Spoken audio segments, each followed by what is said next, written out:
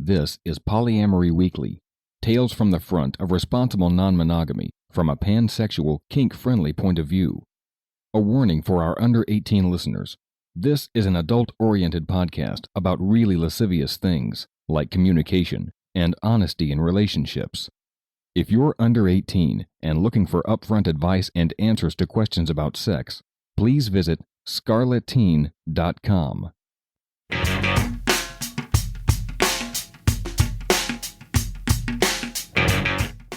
This is Polyamory Weekly, episode 508 for March 9th, 2017. Coming up on today's show, a polyactivist profile of Ruby Johnson. It's coming up on today's show.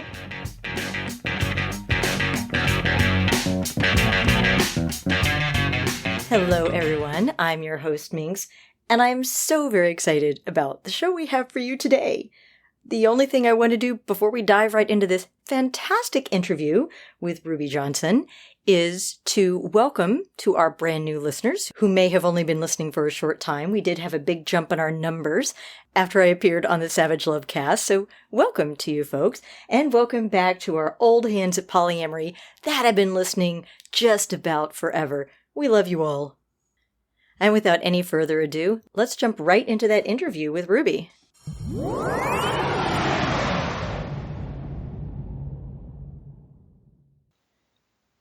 And I am absolutely thrilled to welcome to the Poly Weekly Studios Ruby Bowie Johnson, whom I met at Poly Living just last month. Welcome.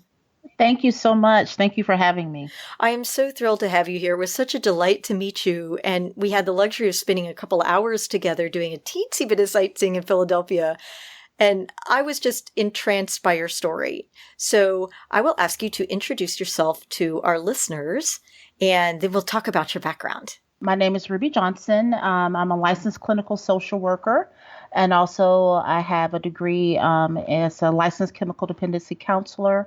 I have a whole lot of certifications, but I am a therapist, and I work in the DFW area. My office is actually housed in Plano, which is a little suburb of Dallas. And in my hometown. Yes. Plano site. It was so ironic to meet you because you definitely are not what Plano looks like. Oh, really? I feel like I'm totally what Plano looks like. No, you are. You have too much swag and too much sass to be a Plano site. But anyway, I think Seattle is better suited for you. I believe Seattle, correct? That is absolutely true. Yes. Yes. So I have been in the mental health field since 2003, since my undergrad. I got my grad in 2005. So that's a little bit about me. And you also are running the Poly Dallas Millennium Conference, yes? You left off a really big thing. Yeah. It's kind of a big deal. Yes. Yeah, that is. Yes. Poly Dallas Millennium is a symposium that is dedicated to the centering of people of color, genderqueer communities, and sexually fluid communities that traditionally do not get centered at other symposiums. And I'm going to be more specific by saying academic symposiums because that's mostly what I attend. With that in mind, and with considering where I am in the South, I did a workshop one time where I invited a whole lot of professionals to come in and learn about treating and working with kinky, BDSM, or polyamorous clients, and no one came. And so I'm like, well, this is very interesting. Yeah. And so my thought was that we need something to demystify what this community is. And a lot of the feedback that I got was that, well, I don't serve those types of clients. And my thought was like, how do you know you don't serve those types of clients? Maybe it's your attitude that they don't want to tell you that they're that type of client. My whole goal and my whole intent was to get with the community and start kind of exposing people and also creating a safe place for just community members who want to come in and learn more about polyamory. That makes it sound like Poly Dallas Millennium is that there are going to be a lot of therapists and professionals there seeking to find out more about poly and kink. Is that true? Yes. Poly Dallas Millennium, the third one, this is the third one upcoming. The theme of it is power, anarchy, and equality in polyamory. And so it is very, very open and very welcoming to everyone. Last year, what was so attractive, we had our first 2-day event last year. And what was so attractive from the responses and the feedback from our questionnaires and our follow-up survey was that they loved how it was a mixture of all types of people. They loved that it wasn't, so stiff and uptight with suits and skirts and shit, but they had people who, can I cuss? Is that okay? Absolutely. Okay. Please do. Please fucking do. Oh, hell the fuck yes. Okay. So people enjoyed that, there were professionals in jeans and t-shirts and just very comfortable. And the learning experience was educational, but also was very interactive. So this year we're going to have the same type of atmosphere. It's going to be a lot more celebration. We're going to have actually a lot more mixture of different disciplines, including chiropractors, lawyers. We're going to have educators. We're going to have coaches. We're going to have surrogates. We're going to have people who are actually, just simply living and loving and enjoying this life. And so a lot of it is about the centering of people of color. So there is a whole lot of political edge, hence the theme, power, anarchy, and equality. I just was doing a final schedule and wrap up, and Cunning is our beautiful afternoon speaker. And I am just so excited that you're our afternoon keynote. And in looking at all of that, I realized that 70% of our speakers are people of color this year. I noticed that too when I looked at the lineup. I had, because, Lusty Guy had set everything up for us. He's basically the event manager. So he basically, if I get a request, I pass it over to him and he handles all the details and figures everything out and kind of gives me everything when it's fully baked. And it wasn't until after everything was settled and he gave me a link to the site and I looked at all the other speakers and I'm like, dude, am I the only white gal there? That's awesome. I mean, I'm so honored that you would trust me. Yeah. And on the other hand, it's going to be such an interesting experience. I love that on the website, it actually specifically says that prominence will be given to people of color. Like, this is deliberate. It's not accidental. And I really like and appreciate that. And I'm just really honored to be on the speaker's dais, because it's really tough, because I still feel incredibly awkward about finding the best way to support people of color in our community. Minx, here's what you do, and you do very well, is that you are just you. You are not some pretentious, let me play to the crowd, let me do any of that. Minx is just Minx and nothing else. And that's the reason that I thought you would be the perfect keynote speaker for us, because we do have an audience, and the audience here in the Dallas area that is the most strong and most active are, people 25 to 35, and they love you. Aw. And so, I'm all blushing. And so I think having you present and speak will attract both white, Black, Hispanic, across the board. That particular age group has a strong liking to you. Ruby, we had the chance, Lusty Guy and I, to spend some time with you and find your poly backstory out when we were in Philadelphia. And I was fascinated by it. So would you mind sharing with our audience how you came to be poly and a little bit of your poly backstory? Yeah, I shared a lot of intimate details with you, Minx, that I typically don't share in the first meeting. So that's also something about your personality and character, and especially Lusty Guy's. He is awesome. He is. And I love the hair, but I'm back. And so I shared that my history, just to make a long story very short, I'm in recovery. I have almost 18 years clean. And actually at the symposium on July 15th, it's my 18th birthday. So I'll be legal. Congratulations. Thank you. And as a result of me getting into recovery and staying in recovery, in the program that I'm in, the 12-step fellowship, I met the person who introduced me to polyamory. I do want to say that before I got clean, I got clean at age 26, I went to jail. I've always traveled on the fringes of what is considered sociably acceptable. So that's like my niche in the world. It always has been. It's the place where I'm most comfortable. In recovery, that didn't change. So I was hanging out with people who actually kind of buck the norm of what was expected. And so my first partner that I met, it was about 2010. I met him and we started dating, and I had no idea what polyamory was. So I started doing my own investigation. I then let him be my total person that I learned from. I joined FetLife. I started meeting other people. I started going to munches and etc. And what was so freeing about it was that I realized that I'm not a deviant person because I want to attach and love and be with people. And I enjoyed being tied up and tying people up. And I wasn't deviant. I was just traveling in the wrong groups. You just need better friends. Yeah. I just needed people who enjoyed and believed and had the sexual liberation that I wanted. And I didn't have that modeled for me until I got into polyamory. Sexual liberation was a result of me actively participating in the polyamorous lifestyle. What a great story. And how long have you self-identified as poly now? Since 2010. Well, so, okay, 7 years. Good for you. Yeah, 7 years. I self-identified. Was I practicing it before then? Non-consensually, so I guess it really wasn't it.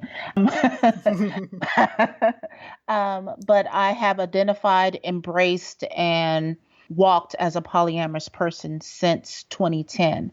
I didn't fully come out professionally until actually this year, 2017.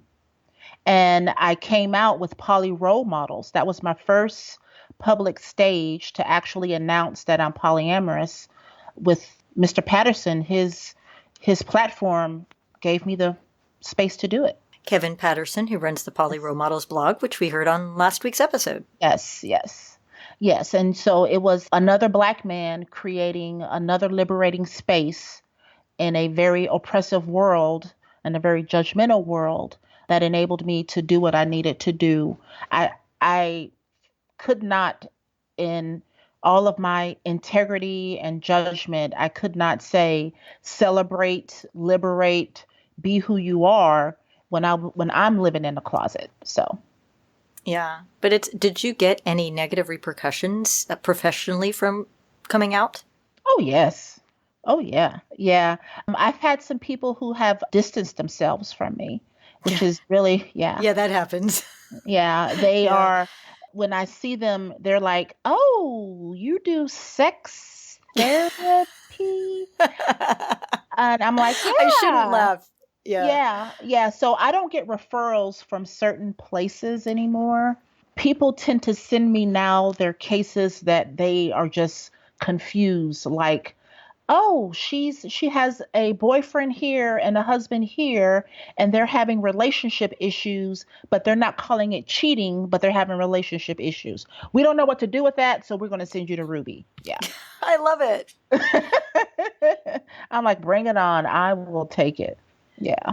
That is fantastic. You know, we already touched briefly on why it is that you set up the Poly Dallas Millennium Conference and conferences, right, I should say, over the last few years. Right. I'm wondering, so you've been in the poly scene for 7 years. What changes have you seen and noticed over that time? What changes I have seen is people are more vocal about the obvious segregation that's in the polyamorous community. For example, here in Dallas, right? And from what I've been talking to, what I've been reading, where I've been traveling, what I've been experiencing, we are not unique, that there is a very obvious segregation, not just within ethnic groups and race, also within gender. There is a very strong genderqueer poly community here that is kind of, nested in Denton and, some parts of East Dallas that people may not even be aware of. I'm aware of it because I serve clients in that area, but they're kind of segregated themselves. So I understand that groups like to migrate to who they can identify with most. But my experience has been, it's not as simple as let me go to one spot and find all of my political identities in that one spot. It's going to be me, having to intentionally go to various communities and groups to find my political identities. And polyamory is a political identity. We are in identity that has to advocate, that has to have voice and intention in our rights and who we are. Just like as a Black woman, just like as a woman, as a queer woman, as a woman in an interracial relationship, as a woman who's married to someone 14 years her junior, there's a whole lot. But what I find in Dallas and over the years is that people are a lot more vocal about those obvious differences and how can we not, or how can we bring it all together? And I was just meeting with a leader in the lesbian community who started the first lesbian bar here in Dallas.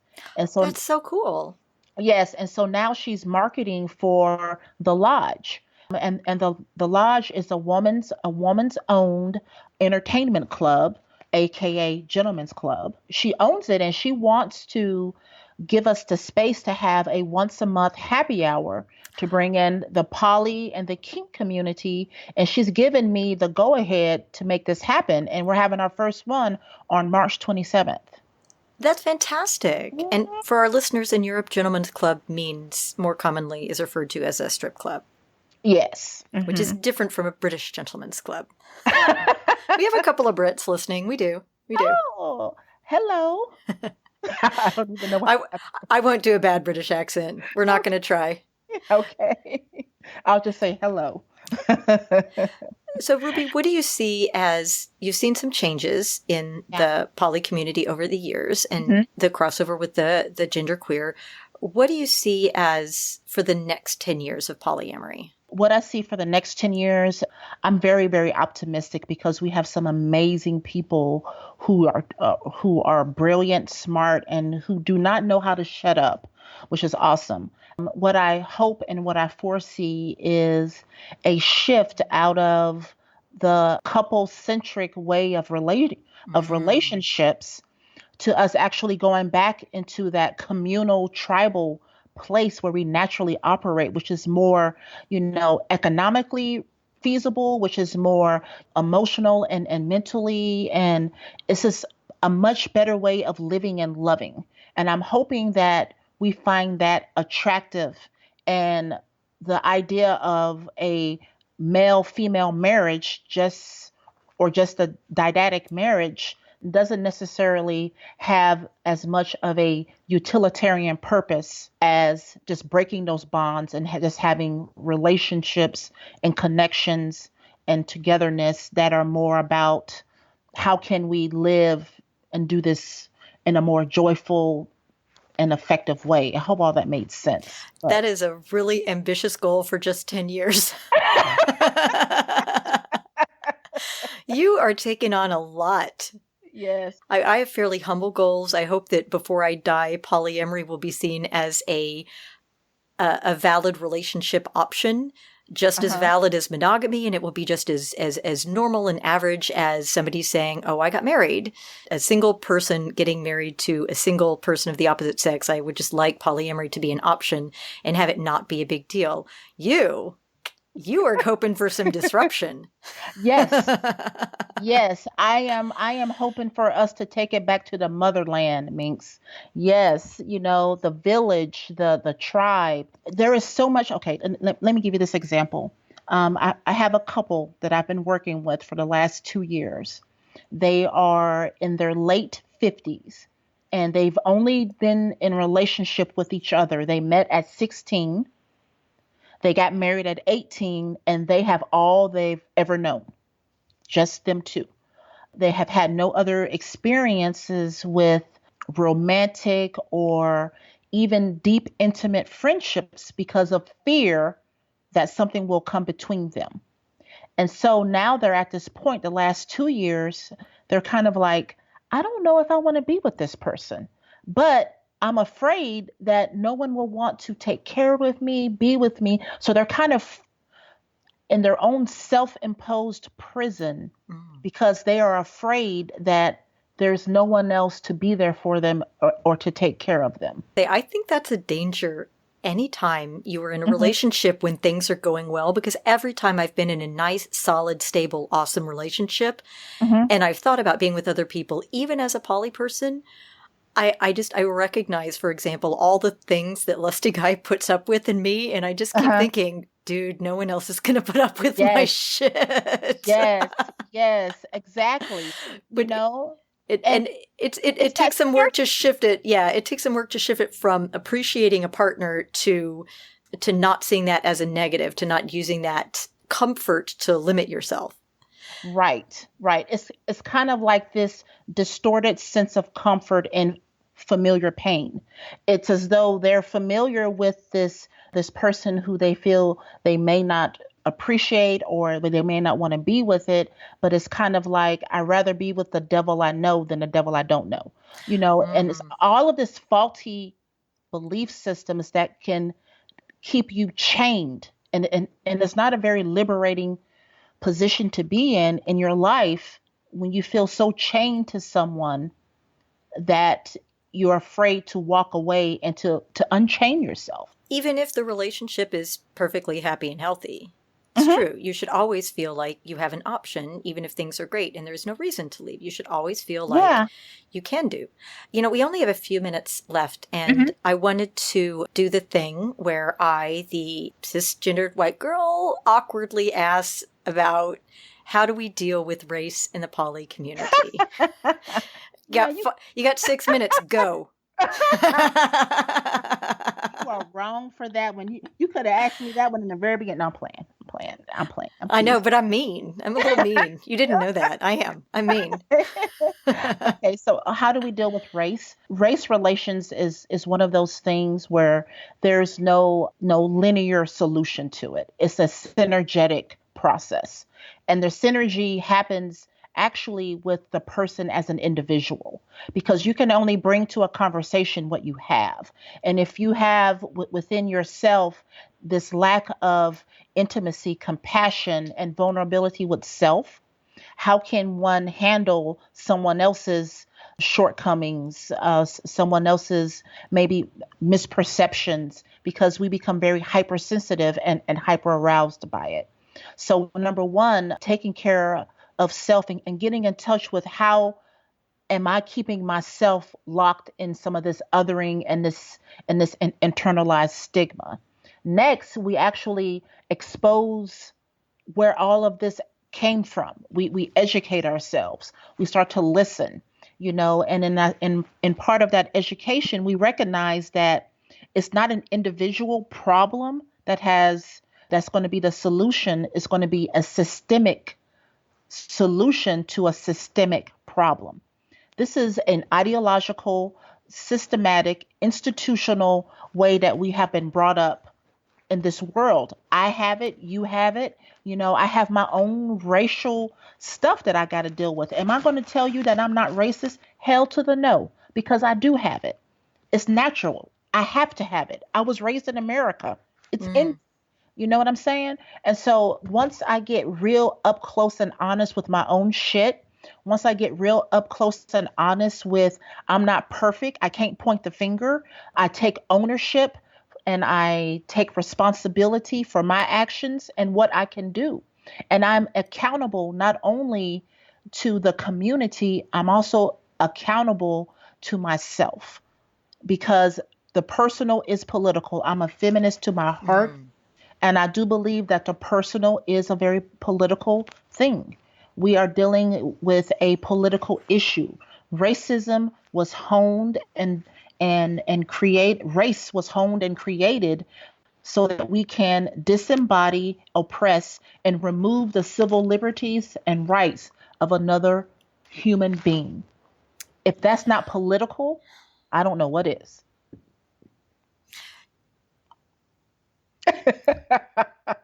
I have no idea what to say except that everything you say is true. Every time I speak with somebody about race, or I go see, like I went to see Hidden Figures last night, and every time I see something that I've never thought about, but that people of color have to deal with. I'm just horrified, ashamed. I'm literally gasping in the theater. It's just absolutely terrible to me. And I can't believe that people choose to treat each other this way and think that it's okay, that you could treat another human being in an oppressive manner is just horrible. Right. And that being said, I'm sure, I can't think of anything right now, but I'm sure that I have done this. I'm sure that I've been condescending. I'm sure that I have treated somebody as less because of how they looked. Mm-hmm. But that being said, as you say, it's personal. And I believe the best that we can do is to, as you say, acknowledge your limitations, acknowledge your own bias, and have the conversation and try to do better. And you know what, Minx, and I'm going to end on this, and I'm going to tell the whole audience, everyone who's listening, when Minx did her keynote at Loving More, she did exactly what I just said. She acknowledged it. She didn't try to fluff it up, be something that she is not. She acknowledged it, and that is the most beautiful thing an ally can do. And I want to say thank you once again. Oh, well, thank you for saying that. I was very nervous about that talk. It's nice to get the positive feedback. Thank you. You're welcome. You're welcome. Now, so for everybody who has just discovered how awesomely fantastic you are, where can our listeners find you? Website, Twitter ID, Facebook, wherever you want to send us. Okay, my Twitter, Instagram is Polly Dallas 2015, POLDALLAS 2015. That's the first year of Polly Dallas Millennium. My website is pollydallasmillennium.com. And also my email is pollydallasmillennium@gmail.com. And if you're looking for a therapist, I do distance counseling. It's Ruby Johnson, mental health professional. I've actually Googled it, and it comes up with all the things. Oh, good. So Ruby Johnson. And we'll provide all of that at the show notes at polyweekly.com. Yes. Ruby, thank you so much for joining us today. It's always a pleasure to talk with you. It's so good to hear your voice, and I look forward to seeing you soon.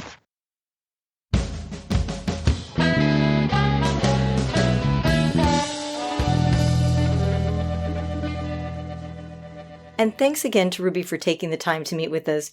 I am so excited that there are so many activists and authors and people working to organize poly communities in all kinds of different areas these days. I'm just so excited that I have so much material. I mean, we could do another 500 episodes, another 500 after that. I mean, I could be doing Poly Weekly until the day I die, which would make me incredibly happy. So we got some feedback on episode 503 on loving someone who is in an abusive relationship. This is from Kay, who wrote in to say, I wanted to tell you how incredibly moving, validating, and helpful it was to listen to episode 503 about loving someone who's being abused.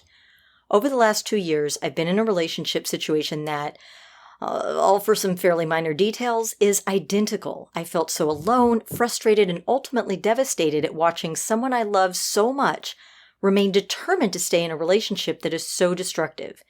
Even though he's someone I want to spend my life with, little by little, I've been letting go of having my mind set on any outcome, as I know that this is his journey to navigate. I've been trying my best to keep a healthy distance and to be supportive in the ways you both suggested. I had my role as friend and support person already in place for the most part, but it was good to be reminded and to feel less alone through hearing the story, your concerns, and your advice. I had been seeking connection in online groups dealing with abuse and personality disorders, but the only references to multiple relationships I saw there related to cheating and coercion. I'd been feeling like I could confide in very few people in our poly circles, and some non-poly friends said things along the lines of, well, of course she's acting crazy, you're sleeping with her partner. Ugh, not helpful. I finally did find some writings dealing with metamor abuse that helped me unravel what I'd been experiencing. Your reference to this dynamic was only the second time I'd heard of this dynamic spoken about so clearly. Please don't apologize for delving into the deep and painful topics. This one was so needed. I truly thank you. Well, thank you, Kay, for writing in. I'm so glad it was helpful. When we're dealing with topics like this, like loving somebody who's in an abusive relationship and who probably isn't going to get out of that relationship anytime soon, a lot of times I'm just at a loss. there's not a lot you can really do except, what we talked about. Take care of yourself, make sure that person knows that you're there for them. And as you say, it can be very isolating because, it's a difficult situation to be in, and you don't just stop loving someone because they're in an unhealthy situation. So I'm really glad it was helpful to you. And, you guys keep writing in with the tough topics, and we'll keep doing our best to address them. And by the way, if you do have questions, comments, or feedback, you can always email polyweekly@gmail.com, call 802-505-POLY, and leave a comment on the comment line, or you can send us a tweet at polyweekly or at cunningminx, or a message on our Facebook page.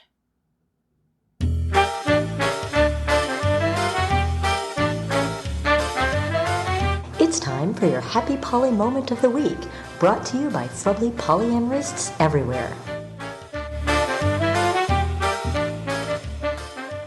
Today's Happy Poly Moment is from Alex, who says, "Today I had a really tough conversation with my manager about my performance. They were supportive, but also made it clear that I wasn't meeting the expectations for my job. The two big culprits, lack of communication and not asking for help. Who ever heard of those skills being useful?" I felt awful. When I returned to my desk, a humorous text from one of my lovers was waiting for me.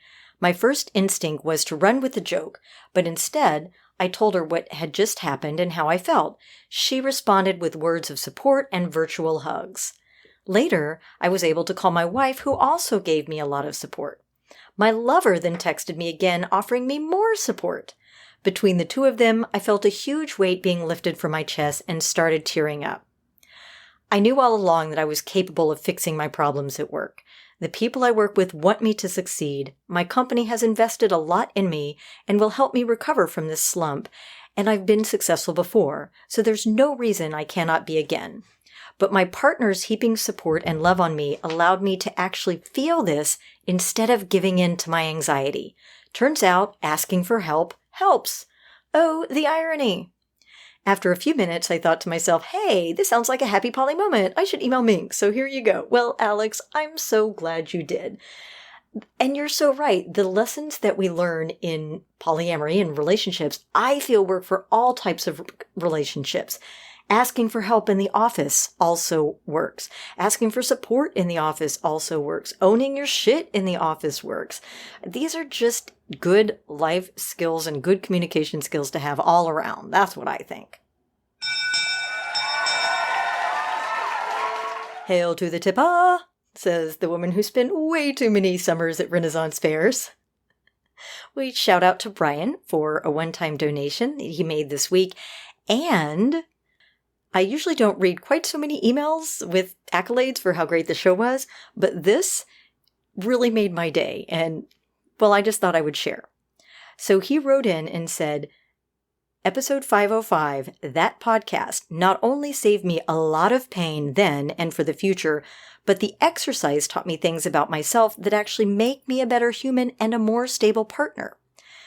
Now, the exercises he was referring to were the jealousy/fear/insecurity and then what exercise, which I have actually written up as a blog post under the Poly FAQ on our site. So if you go to polyweekly.com and click on resources and then go to the FAQs, you can see that exercise written out just in case you missed that episode. I figured it was easier because, man, we refer to it a lot.